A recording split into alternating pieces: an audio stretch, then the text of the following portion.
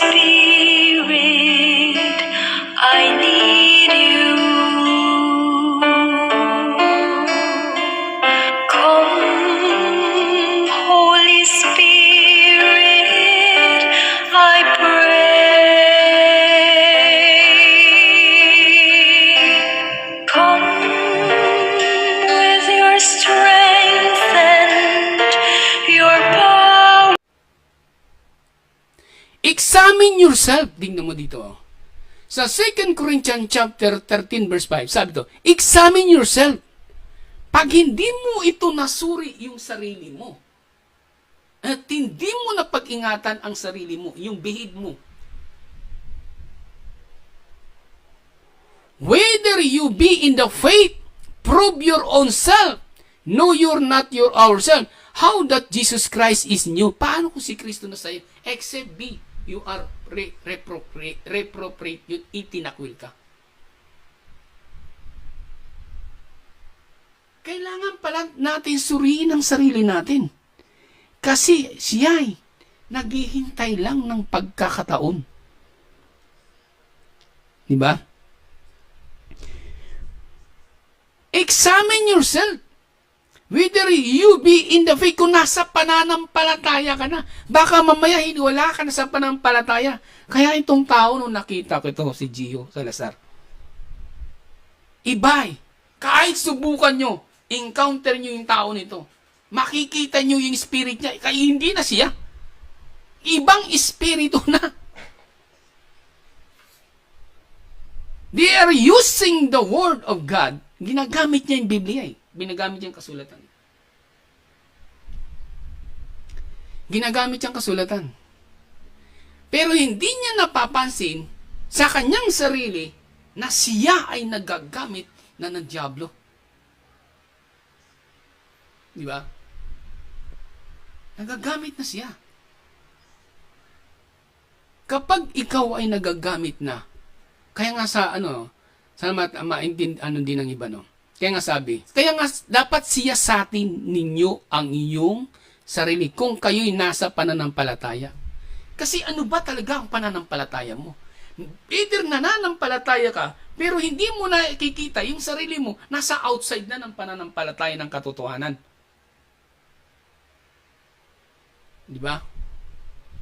Alam mo kung ako may mag-share sa akin ng message, pakikinggan ko yung ano niya. Pero pag alam kong contrary, doon sa teka muna, nagsasarili ito interpretation. Pagka ang kanyang sinasabi ng isang mangangaral, ay parang sinasabi niya, yung sinasabi niya is, thou said the Lord, mag-ingat na kayo. Kailangan suriin niyo muna ang kasulatan. Kasi, yung tao na yun, pwede kayong madeceive, madaya. Diba? Pwedeng madaya. Kasi, bakit? Yung daan na dadaan, pwede kang dapat suriin eh. Diba? Dito sa Lamentation, may sinasabi dito eh. Verse 3. Verse 40, sabi dito,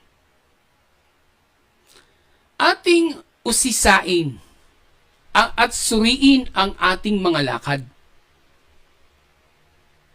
at manumbalik sa Panginoon. Ibig sabihin, kung yung lakad mo hindi mo nasuri, hindi mo pala alam na ang ginalakad mo hindi na patungo sa Diyos, ipaputungo na pala sa kamatayan, sa death. Yung pananampalataya I believe the word of God. Pero hindi na pala the word of God yung dumadala sa kanya. It is the word of death. Kasi nga, sabi sa 2 Peter chapter 2, chapter 1 verse 20, kailangan, hindi sa kalooban ng ng tao. Yung kalooban o ng tao, karunungan. Kundi by the will of God. Nauudyok siya ng espiritu. Mayroong espiritu. Ibig sabihin yung tao. Yung tao. Ang Biblia, written, wala yung ano. Pero pag binasa mo at ipinasok mo yung salita doon sa isang tao, doon lang siya papasok.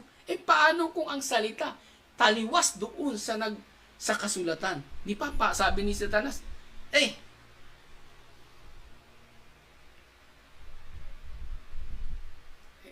sabi ni Satanas, papasok na ako. Ito yung gusto ko Yung nagsasariliting paliwanag ng tao nito. Hinihintay ni Satanas na magsarili ng paliwanag ang tao para siya makapasok at magamit niya ang tao. Kaya it is very dangerous. No, di ba? It is very dangerous. Napakapanganib pala. Akala natin ganun lang kadali ang Biblia. Ang kasulatan. Hindi pala. Between life and death. The Holy Scripture, it is between life and death. It is not joke. Kapag hindi ka kinasihan ng isang salita at your interpretation is you're making a private interpretation, gumagawa ka, hindi mo mapapansin na yung sarili mo na pala, hindi na pala ikaw. Yun. Ang sarili mo, hindi na pala ikaw yun. Ikaw pala ay ginagamit na ng isang masamang espiritu. Diba? Kaya brothers and sisters, kaya dapat tayong mapag-ingat. Hindi porke gumagamit ang isang tao, ang Biblia, nasa kanya na.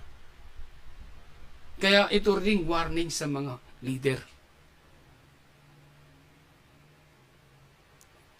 Examine yourself. Diba?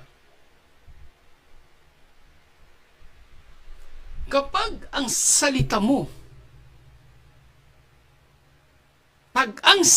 yung pag-uugali mo ay hindi na holiness. Wala na doon sa holiness. Examine yourself. Kasi hindi na sa Diyos yan. It is not came from God. Ang akala natin sa pananampalataya natin, ginagamit na tayo. Pero it is not. Kasi, very careful a private interpretation. Kasi dapat siyang sinasabi, ang tawag dito, ang lingkod ng Diyos ay nagsasalita ng salita ng Diyos. Yung salita na dapat, sabi, buhat sa kasulatan. Pag sinabing buhat sa kasulatan, buhat din dun sa kaisipan na nagsasalita. Kaya marami ang mga teacher o preacher o leaders of the congregation of the churches or the church na nababasa lang nila pero hindi siya nakapasok sa kaisipan ng Diyos. Ang danger doon, if you are not enter the will of the mind of God, is a danger. Ibig sabihin, kapag hindi mind of God dyan, sinong kaisipan niya na pumasok sa kaisipan mo?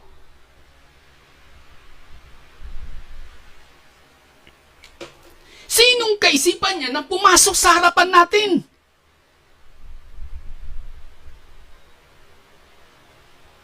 At tayo ay napapagamit sa ganong klaseng pag-uunawa. Ng pag-uunawa ng karunungan na hindi na pala sa karunungan ng Diyos. Kaya kailangan, ito yung the best Kailangan tumahan siya. There are two manifestation ng indwelling. It either the manifestation of the Spirit of God, it is the manifestation of the devil. yung beast. Diba? Dalawa yan. Kaya nga, between life and death, yung pumasok, yung buhay, yung isa pumasok, kamatayan. Diba? Brothers and sisters, I hope na ito ay makita ninyo. Kaya pala malaki ang pananagutan ng isang mangangaral. Research your message. If your message, it is the will of God. Kaya nga sinabi, maraming nagsipasok sa malawak ng daan at hindi nakapasok sa makipot na daan. Bakit?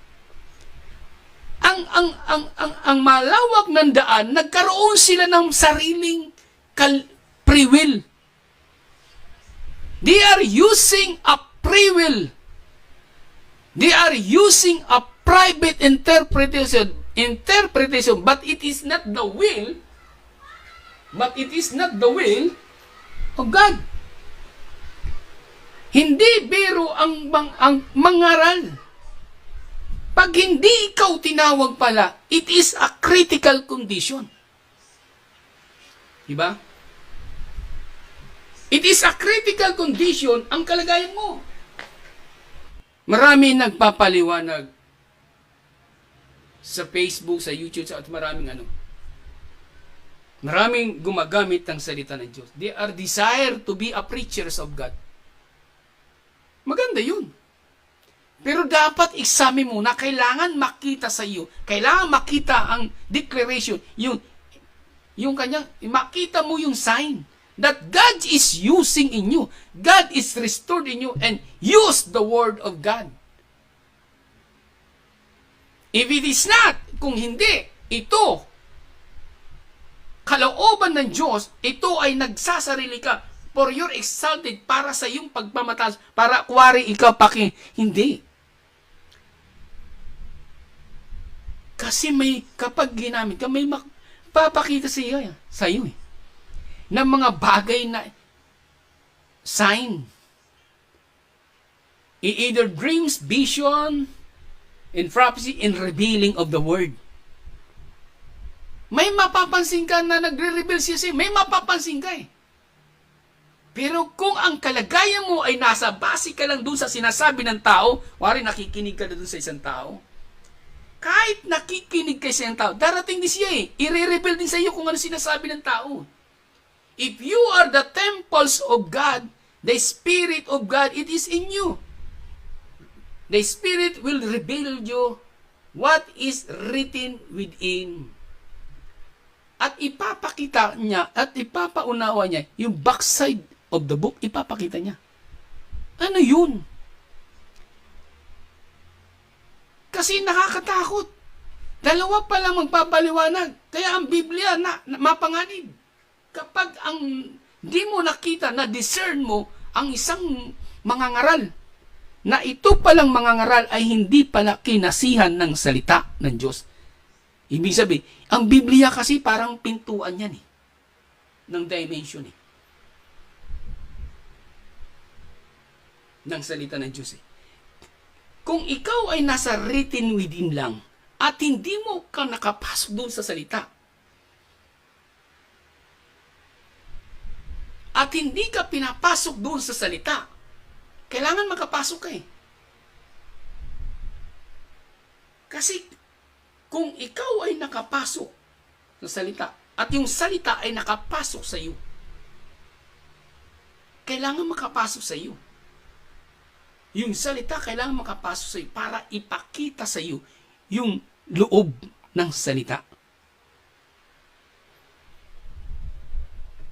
So, ganun man.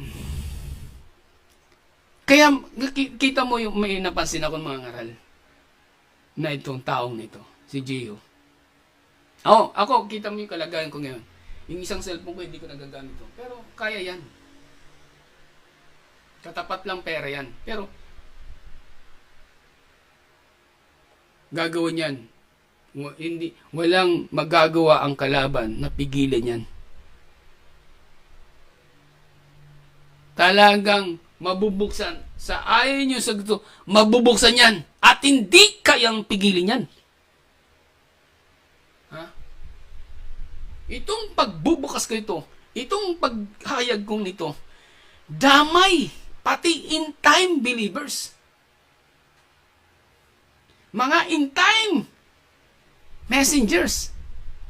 If the word is not came to you, hindi the word become flesh. Nakakatakot.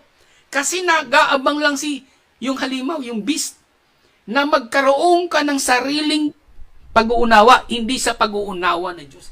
Kailangan, kasi inintay lang, hindi, it's not the mind of God. Nakikita niyo yung dilim eh. Nakikita niya yung dilim. At ang liwanag nito, pag nakita ni Satanas, ay, dark, yung mensahe nito, walang buhay. Darkness. Madali lang siyang pumasok. Pag liwanag, makapasok ba siya? Pag truth, makapasok ba siya? Hindi siya papasok sa truth kasi liar siya eh. Means to say, the devils, nakikita niyo yung darkness eh. Ay, yun nandaan niya eh, kay darkness niya eh. So, doon siya magpo-flow. Pero pagdating sa liwanag, ay hindi siya pwede pumasok. Light yun eh. It against contra between darkness and light. Contrary yun eh. So, ibig sabihin, naghihintay lang siya magkaroon ng darkness. Kung magkaroon ng darkness, doon lang siya magmamanifest, doon sa darkness.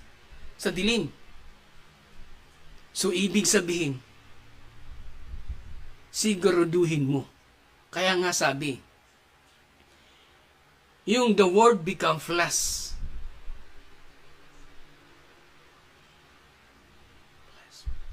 Yung flesh, the word become flesh. Yung tapag na tahan ng salita. Kapag hindi siya tumahan sa iyo, brothers and sisters, pag hindi siya tumahan sa iyo, ang Diyos, sino ang tumahan sa iyo? Kung ganun na ang ugali mo, kung ganun na ang attitude mo, ganun na ang ano mo, parang kalaban mo ng buong mundo, mag-isip ka na. Examine yourself. Suriin mo ang iyong sarili. Diba? Suriin mo ang iyong sarili. Baka ikaw ay ginagamit na ni Satanas. One day at a time, sweet Jesus.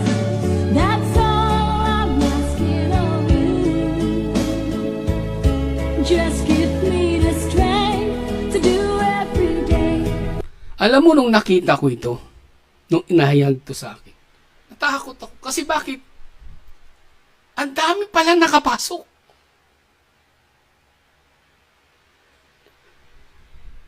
Ang dami nakapasok sa idolatry. Idolatry sa salita.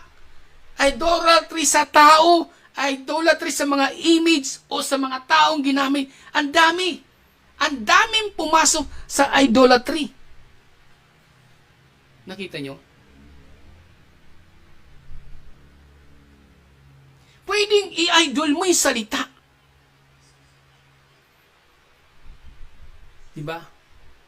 Pwede mong i-idol yung salita.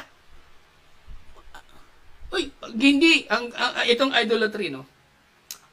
Ay, hindi, pagka hindi salita ni Brother Branham, hindi kami maniniwala dyan. Meron na misa. Pag hindi scripture, hindi kami maniniwala dyan. O, kita mo? Sa end times believers,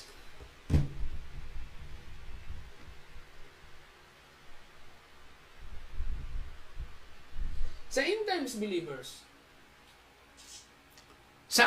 akin, pag hindi, wala kang quote ni Brother Branham, wala yan. Pag walang scripture, pag hindi biblical, hindi rin. Mas lalo na kung wala kang ginamit ng spoken word tapos Biblia. So kung titingnan mo sa mga churches, pagdating sa mga tao, ay, ang pakikinggan lang namin si ganito at si ganito.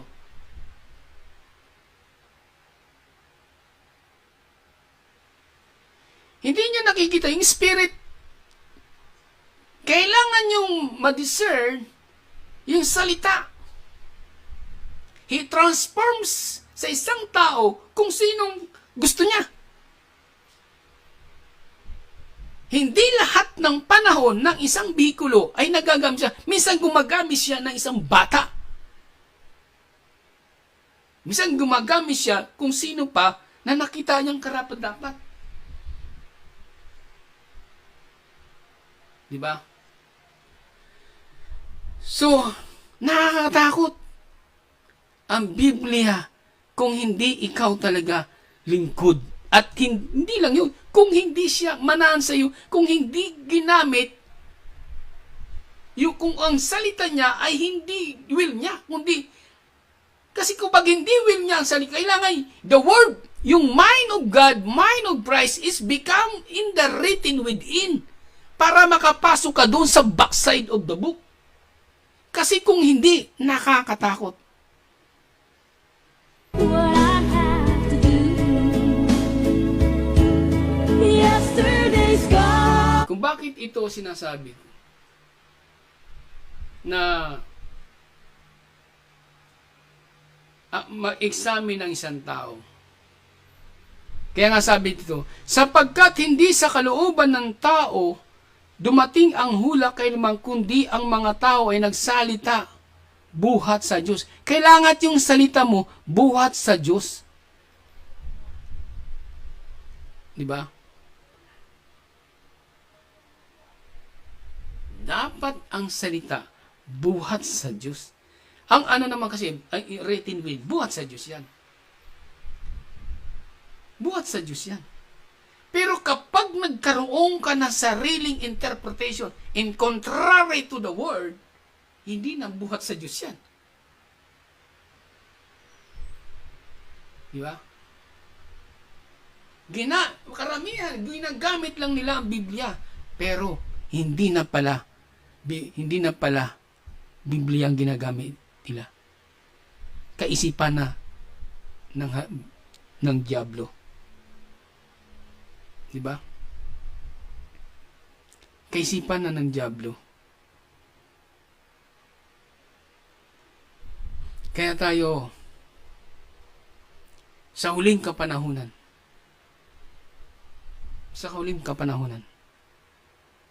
mag-ingat tayo. Kasi marami na nagkalat. Ang tinarinig sa akin, ay, yan, nagtitinda ng alak yan. Doon pala, sablay na. Tisod na. Kung tutusin yung katawan natin, hindi naman ito pwede makapasok sa kingdom of God. Hindi kasi pinagbuhatan ka ng ano. Yan. Yan ang pang-tablay nila sa akin. Pero pakinggan nyo yung message ko. Ang problema kasi hindi nyo naiintindihan. Meron akong message sa YouTube yung tungkol sa alak eh. Bakit hindi nyo pakinggan? Kasi kung hindi nyo ito makita, yung mensahe na ito, pwede kayong madaya ni Satanas. Kaya kailangan nyo ito makita.